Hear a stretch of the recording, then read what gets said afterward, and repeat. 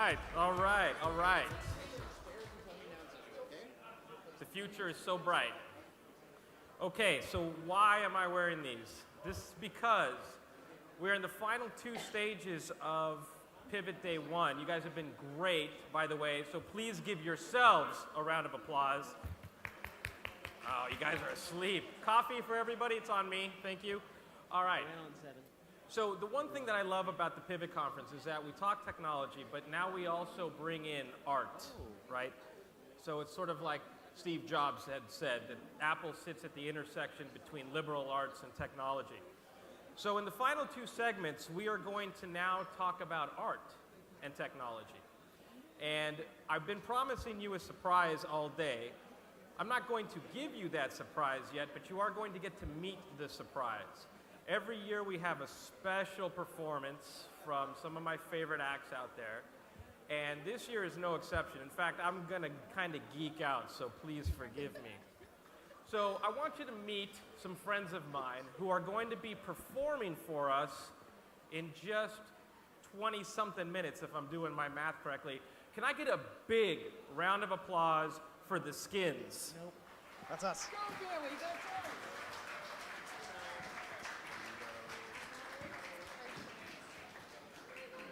Everybody just find a Hey. seat. Oh dear. Down. You sit down wherever you would like.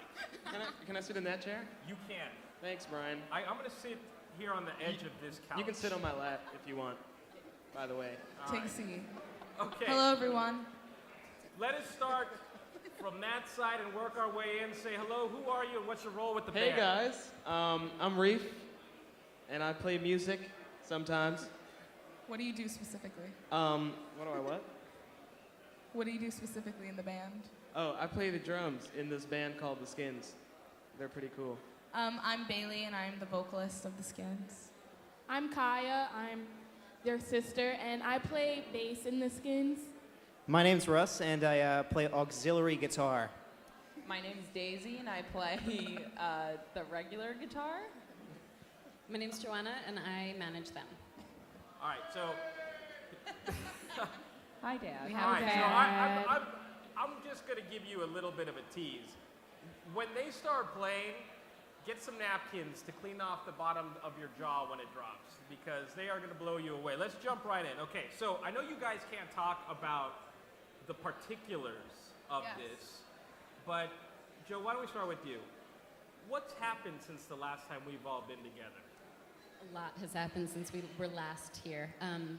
Basically, the Skins just got signed to a major label. We're very excited about it. Woo! Very exciting. Yeah. Thank you.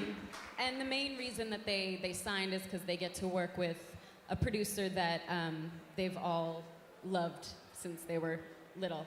So it's very exciting. We're not going to say who the producer is, but you'll find out in a few months when they come out with new music. All right. So we all got to meet one another through the Rec Room. And for those who don't know what the Rec Room is, it's actually a music incubator that Adrian Grenier from Entourage started here in Brooklyn. So what was your involvement with the Rec Room? Why don't we start with you?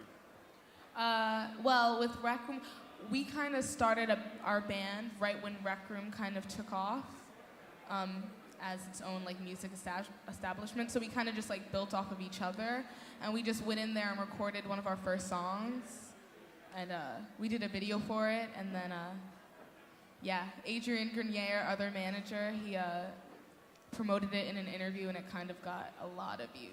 We got like how many views in the first day? Like over like 10,000 or something like that. It's about 15,000 overnight. Yeah, overnight, and that was like our first video and like song ever, so that was humongous for us. You know that amount. Well, I don't know. And that guy could put a piece of cake on Instagram and everybody likes it. Everyone likes it. But, all right, so I'll throw this open to anybody who wants to jump in. I mean, a music incubator, I mean, how did that sort of foster your sound? How did that sort of foster you as a band over time? Well, I don't know. Well, when we went into Rec Room, we kind of were just expecting it to be a regular, you know, your usual play in the studio and it's whatever. But with Rec Room, it's more, it's even bigger because, you know, social media-wise, it's like Adrian is really into that, and so he helped us kind of get into promoting ourselves over social media, over Twitter, Facebook, and YouTube. And now that's how we reach our audience. Like, that's how we reach such a broad audience. So. Yeah, I think Rec Room's purpose is to give new bands this platform to get to a higher level than they're at. It's free for bands. It started in Adrian's basement just because he loves music and he wanted to bring his friends in. And then it turned into something more because of social media and because of the reaction that he got, especially from the Skins, which was one of the first bands that was launched through Rec Room. So one of the things that I want to put out is this idea of social media and technology sort of giving bands an opportunity to sort of create their own platform, right? In fact, a majority of the deals that are happening today are happening because bands have sort of created their own destiny. So I want to share a funny story with you. So I had an opportunity to meet and talk to Billy Corgan of the Smashing Pumpkins. And he's, for those who don't know Billy, he is, let's just say, opinionated. And he had basically likened bands who get signed to labels as the fresh stripper in the club until the new one comes along. And he said that for bands to succeed in this new era of consumerism, that it took more than music. It took sort of this experience, this That engagement. is so true. So kind of share with us what the Skins are all about and what that experience looks like. I mean, that's what we're all about, is just, even though we may have signed to a big label, we're still very DIY. We do all of our own social media, and like that's how we started, is through all the social media, like Bailey had been saying, and we just stick to that because that is where we got our audience.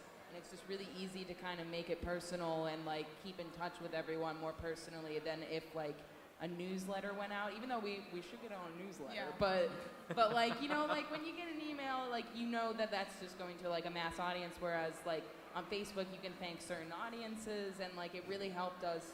I don't know, I feel like we are like a lot more like we're really close with all of our fans. Like we really keep up with social media, and it's really helped us kind of like bring in like younger and older crowds of all, you know, doesn't matter what age. But especially, I think us being our age, like us being basically teenagers still, all of us, it's kind of like so like over Facebook or over Twitter. That's what everyone our age is doing. You know, that's what they want to see. That's how they communicate. So that's kind of That's how they connect to us. yeah. That's how we all connect to each other. So us putting our music out over those sites and stuff, it's like it's such a familiar thing to everyone. It I don't know. All right, Yeah. so I want to point something out because what's the average age in the band? Joe, do you want to?